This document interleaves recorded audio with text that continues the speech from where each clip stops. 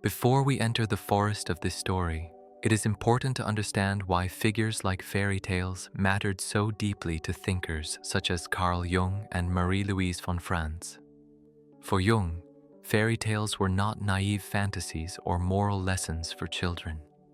They were expressions of the collective unconscious, psychic maps shaped long before modern psychology had words. Where myths show us the gods, fairy tales show us the human soul under pressure. They speak in images because the psyche itself thinks in images. Von Franz carried this insight further, dedicating her life to revealing how these stories portray inner conflicts with a clarity no clinical language can match. Allerleirauh emerges from this symbolic tradition. Recorded by the Brothers Grimm, the tale has often unsettled readers. A king wishes to marry his own daughter. Horrified, she disguises herself in a cloak made of many kinds of fur and flees into the forest, where she lives in obscurity until her true identity slowly re-emerges. Taken literally, the story is disturbing, but fairy tales are never meant to be read literally. Incest, in the symbolic language of the psyche, does not point first to an external act, but to a collapse of inner boundaries. The father in this tale represents an authority principle that has become absolute, an inner law that no longer protects life, but consumes it. Jung would call this a negative father archetype. Von Franz would describe it as a psychic tyranny that devours individuality. The princess's flight is not rebellion in the modern sense. It is an instinctive movement of the soul towards survival. When the inner father becomes predatory, when conscience turns cruel, when duty erases desire, the psyche must escape or perish. The forest, then, is not chaos, but exile, a place where identity can dissolve enough to be saved. This story endures because it mirrors a hidden struggle in many adult lives. The fight to reclaim an authentic self from an inner authority that once promised order, but now demands self-erasure. What follows is not a fairy tale of romance, but a psychological journey of exile, concealment, and slow remembrance, the long work of becoming oneself again.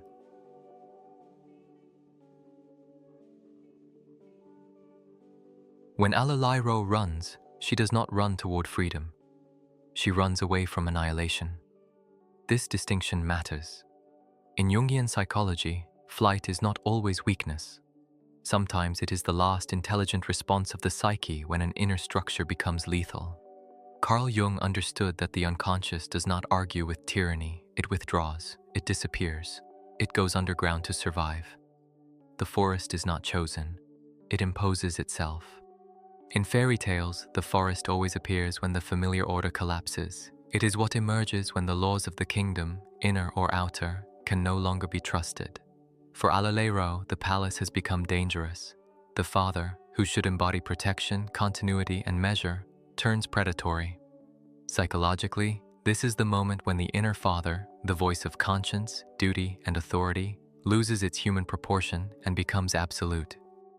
An absolute inner law leaves no room for life. The flight into the forest represents a radical psychological necessity. Separation from a superego that no longer serves individuation. This is not adolescence rebelling against rules. This is the adult soul realizing that obedience has become self-betrayal.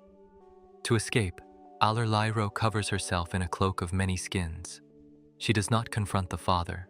She does not explain herself. She disappears. Marie-Louise von Franz emphasized that fairy tale heroes often survive not through strength, but through psychic invisibility. When the inner authority is too powerful, the ego cannot fight. It must hide. This concealment has a cost. The moment she enters the forest, identity dissolves. Name, status, beauty, all are abandoned. Psychologically, this marks the collapse of the conscious self-image. The person no longer knows who they are, only that who they were was not allowed to exist. Many adults recognize this moment not as drama, but as numbness, a quiet retreat from ambition, voice, and desire. Yet the forest is not punishment, it is incubation. In Jungian terms, the forest corresponds to the unconscious itself, dark, disorienting, and alive with unknown forces. Entering it means relinquishing control. Time behaves differently here. There are no clear goals, no linear progress, no applause, only endurance. This chapter of the soul is often misunderstood. From the outside, it looks like failure, withdrawal, loss. But symbolically, it is the psyche's refusal to be consumed by a false law. By leaving the kingdom, Allerleirauh preserves something essential, not confidence, not clarity, but a barely breathing core of self that cannot survive under tyranny. The forest does not heal her. It protects what must not be destroyed, and that is enough for now.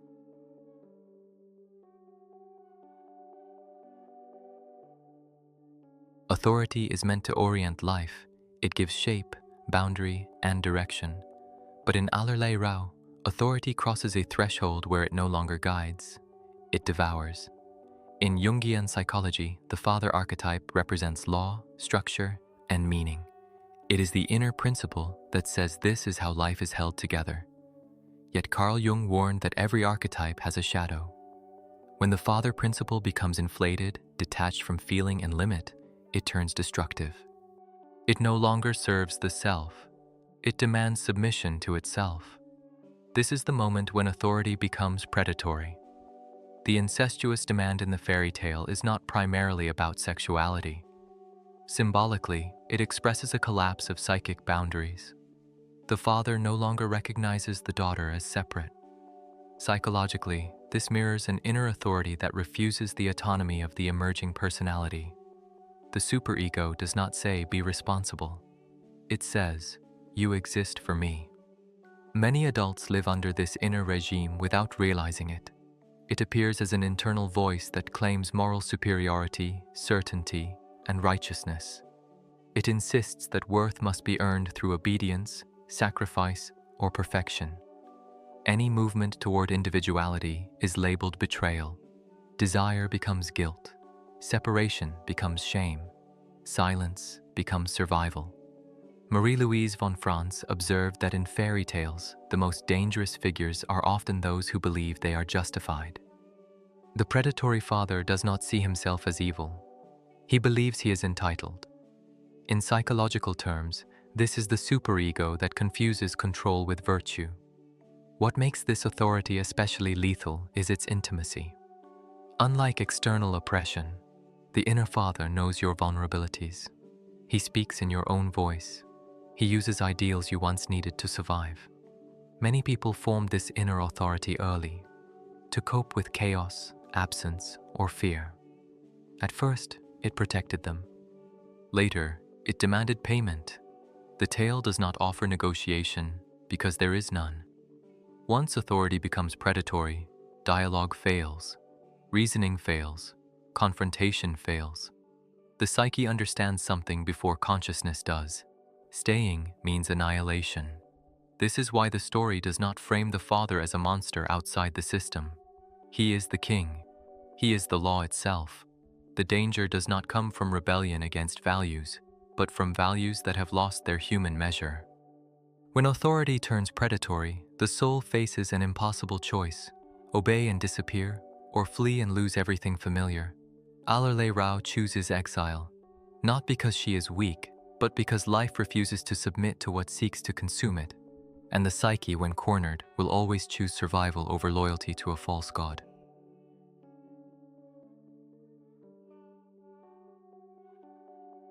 The father in Allerleirauh does not vanish when the princess escapes.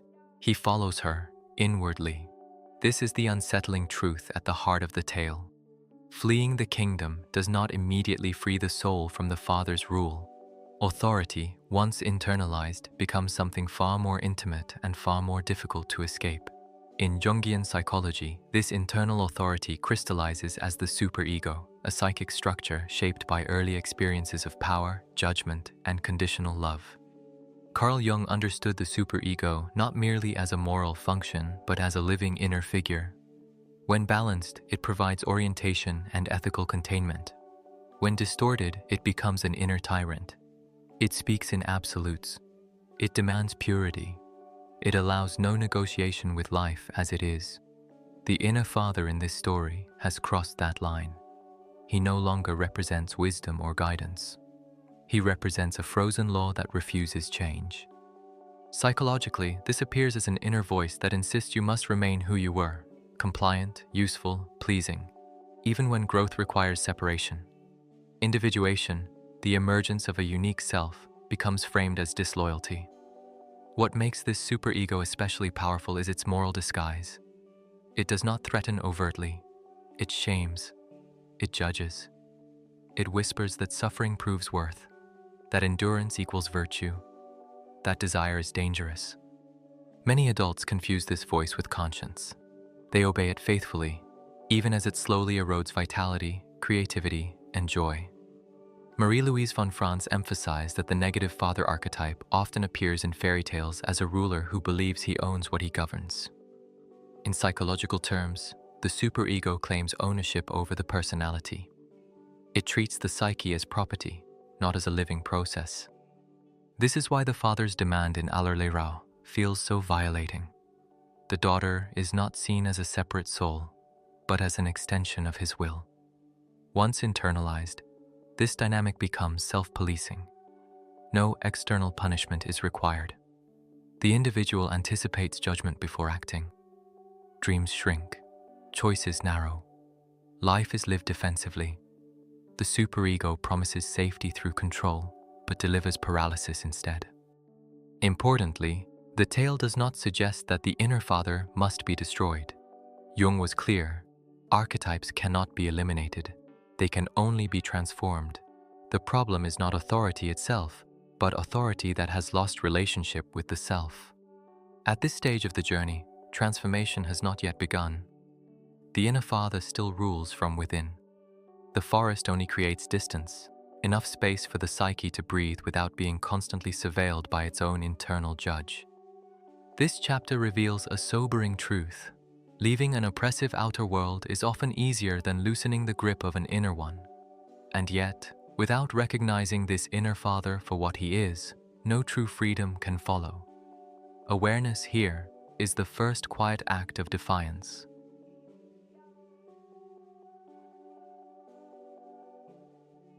The cloak is not a disguise chosen for comfort.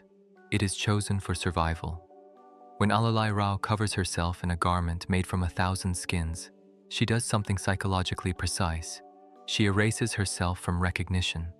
In Jungian terms, this is not deception, but a withdrawal of the ego from visibility. The psyche understands that being seen, truly seen, is still dangerous. Under the tyranny of the inner father, exposure equals violation. Carl Jung recognized that when consciousness is under threat, the ego may regress, shrink, or mask itself in order to preserve the core of the self. This is not pathology in its origin, it is an instinctive maneuver.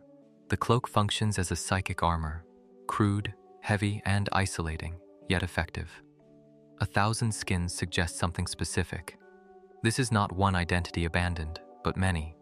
Roles, adaptations, personas layered one upon another until nothing authentic remains visible.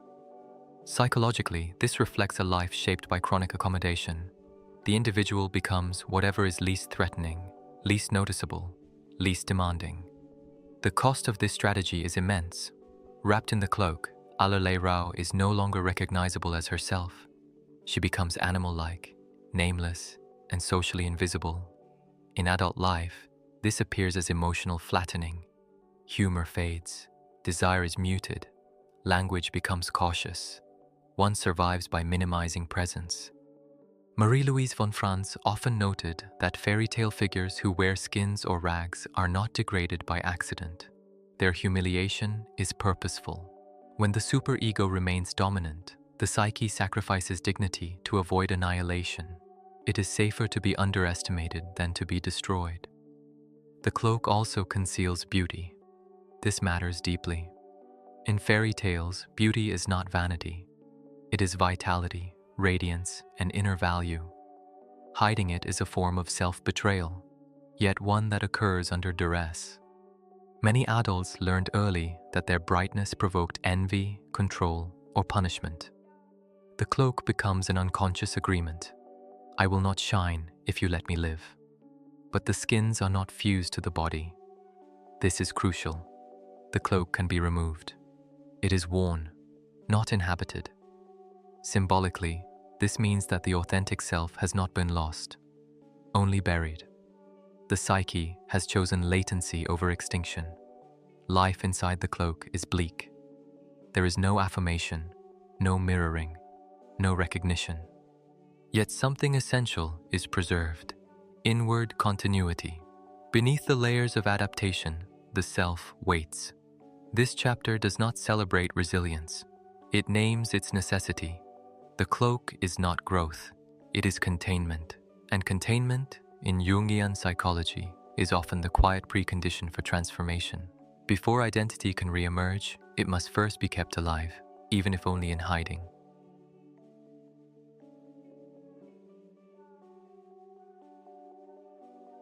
When Allerleirauh enters the kitchen, she crosses an invisible psychological line. She moves below the threshold of recognition.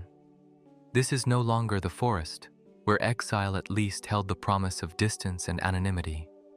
This is a world of service, routine, and quiet erasure. In Jungian terms, the threshold marks the boundary between conscious identity and unconscious existence. To live below it is to function without being fully acknowledged as a subject.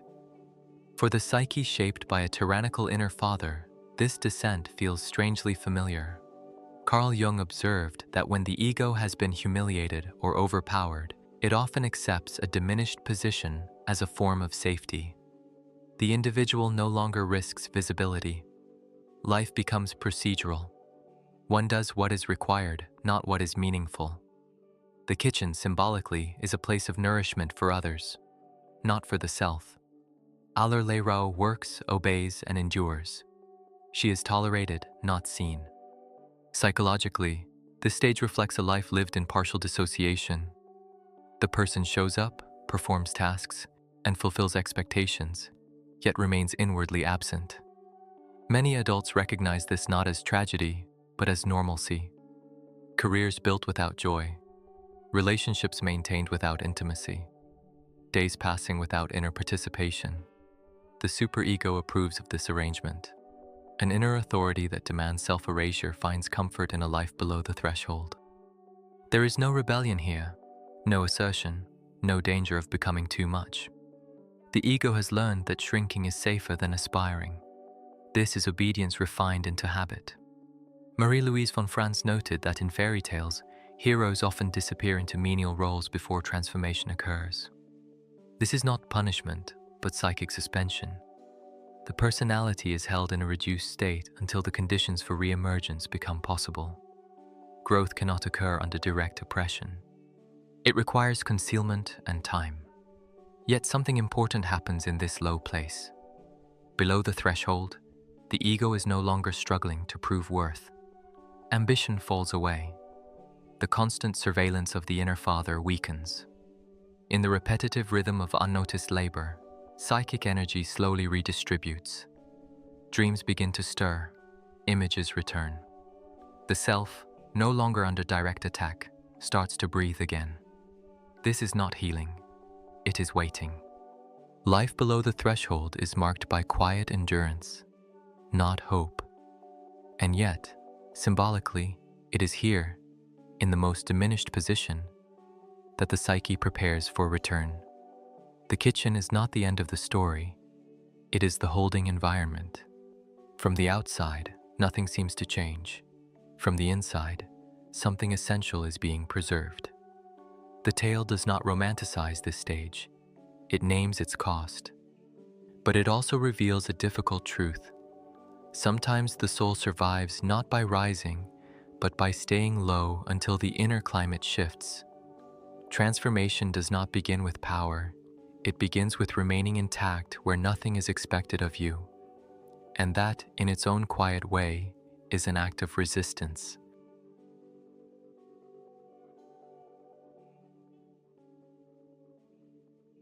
Allerleirauh does not discover who she is. She remembers. This distinction is essential. In Jungian psychology, identity is not something invented through effort or achievement. It is something uncovered when the false layers fall away. What returns in this chapter was never destroyed, only hidden, waiting for the right psychic moment to emerge.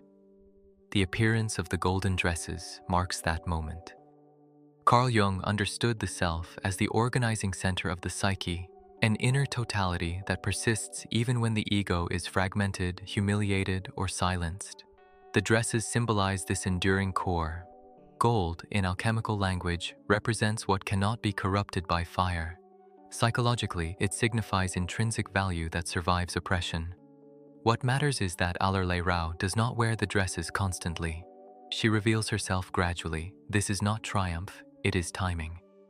The psyche does not reclaim its identity through confrontation with the inner father. It does so by allowing the authentic image to appear where it can be mirrored without annihilation.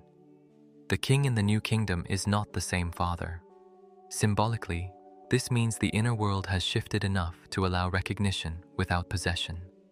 The memory of self returns through ritual. Each appearance at the feast is temporary. Allerleirauh does not remain visible. She returns to the kitchen. Psychologically, this reflects the oscillation common in individuation, moments of clarity followed by retreat.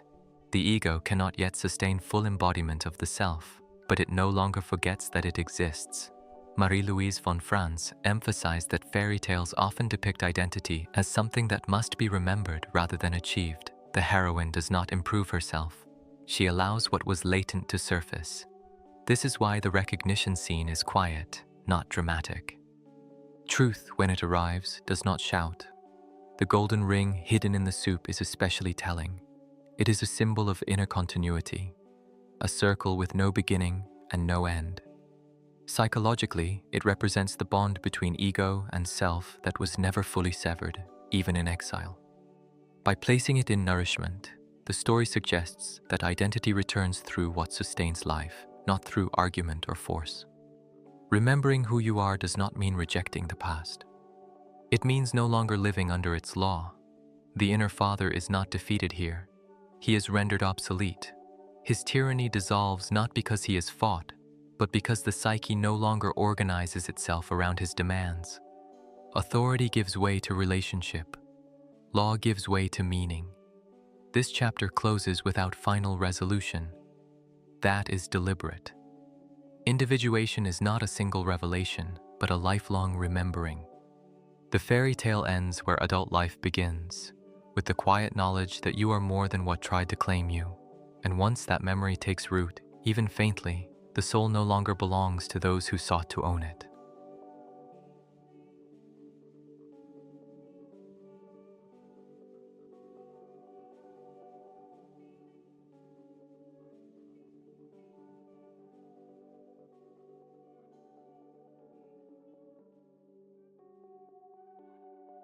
Before we close, I want to leave you with a question that may not be comfortable.